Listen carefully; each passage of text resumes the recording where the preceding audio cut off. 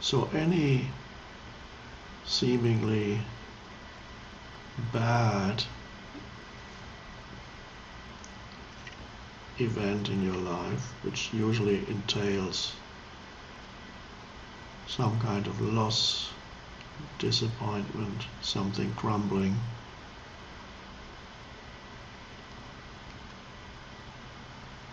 somebody leaving you or dying, somebody dies close to you, you lose your job, whatever it may be.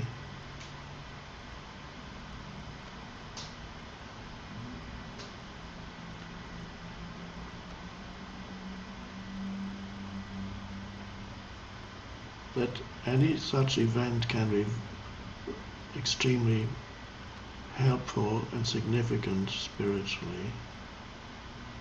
It's not only a foretaste of what is to come later. If you surrender into it, it can be an opening into the spiritual dimension and into a stillness.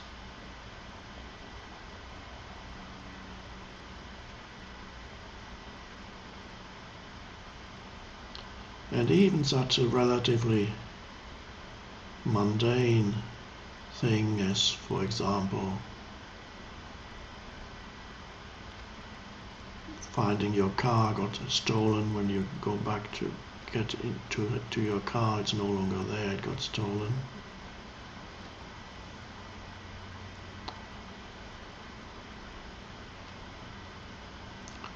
Or even a pleasant weekend with friends or family coming to an end, anything coming to an end,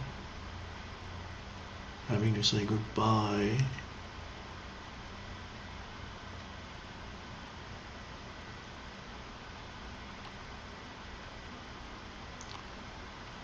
Even such a trivial thing as dropping something and it breaks, and an object that you liked.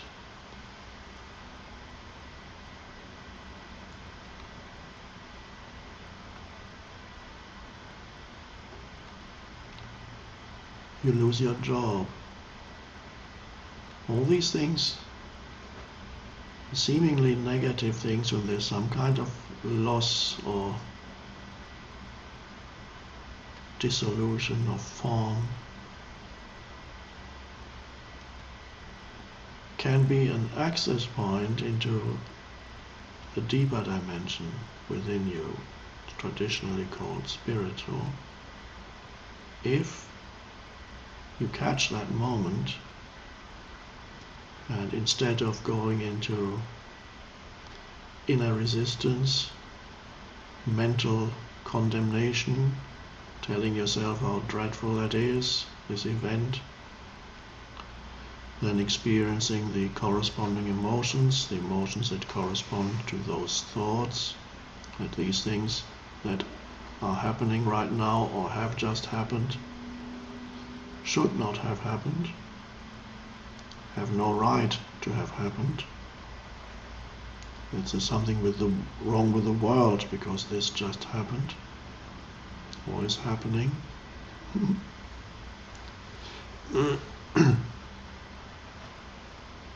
And the mental commentary that tells you all these things, and then the painful emotions, that's a natural reaction. And the ego actually loves that, because it strengthens the ego when it can resist something and become upset about something, make something wrong or someone. Usually it's associated, you can make yourself wrong too, or somebody close to you, another person, an entire situation that you're in is.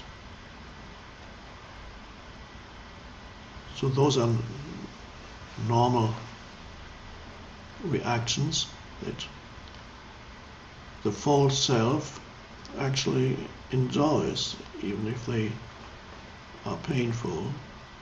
It strengthens itself.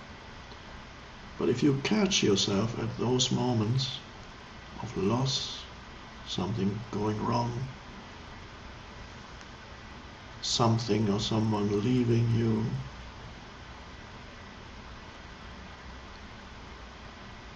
and if at that moment you come into a complete alignment internally with what is,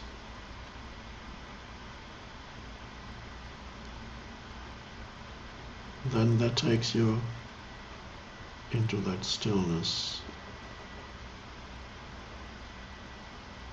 And you may experience a glimpse of peace that cannot be explained causally through the situation that you are in. In fact, it seems to contradict the situation that you are in, which looks negative, but suddenly, because you are surrendered to this event, suddenly you can sense that peace.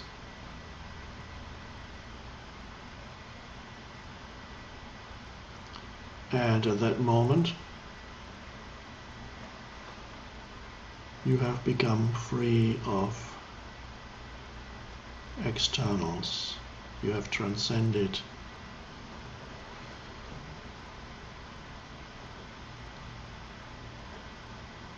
the normal state of consciousness, where your mental emotional state is completely dependent on what's going on around you.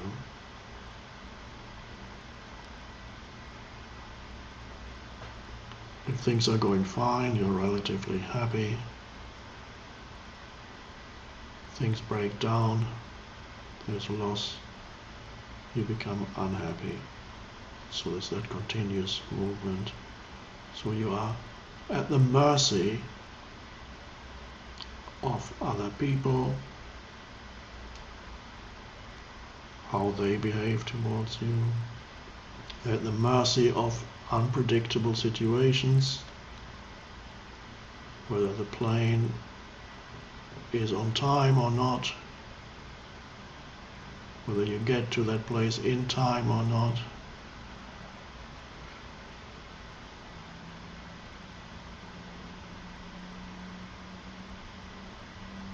Whether this person does what he or she is supposed to do in relation to you,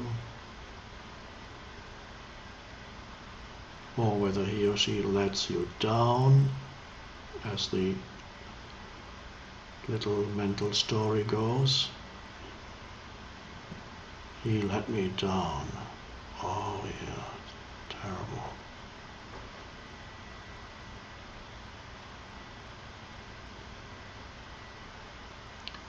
Now you might have noticed that living in this world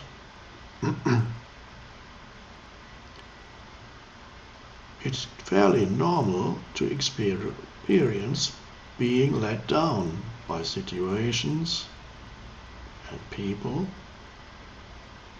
Even missing your plane is a letting down.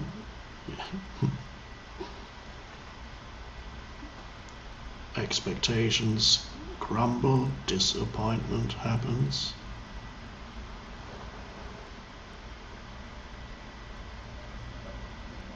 So everybody living here as part, fairly significant part of their life experience, is being let down by situations, events, people. You can let yourself down because you have these expectations and you can't manage to do it. I'm always letting myself down.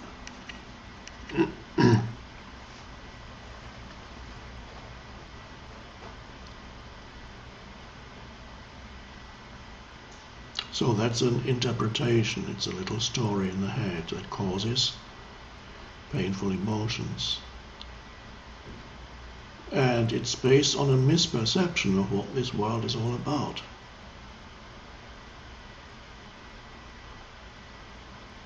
It's based on the erroneous assumption that this world is here to make you happy.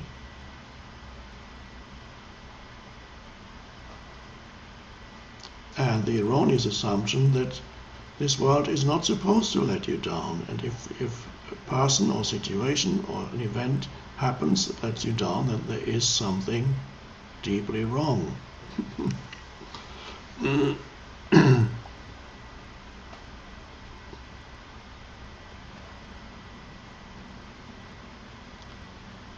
So if that is your underlying assumption, then you'll experience life as quite frustrating and a lot of the time upsetting and disappointing.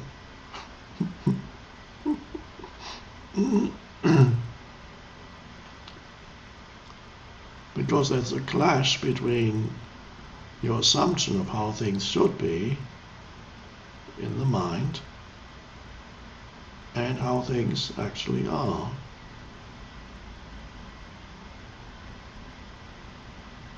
And that gap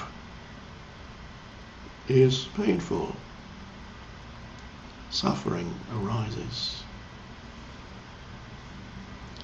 And suffering arises because you haven't recognized the nature of this dimensional world.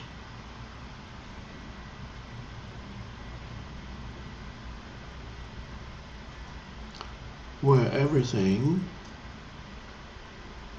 to use the Buddha's terminology, everything is impermanent and unstable.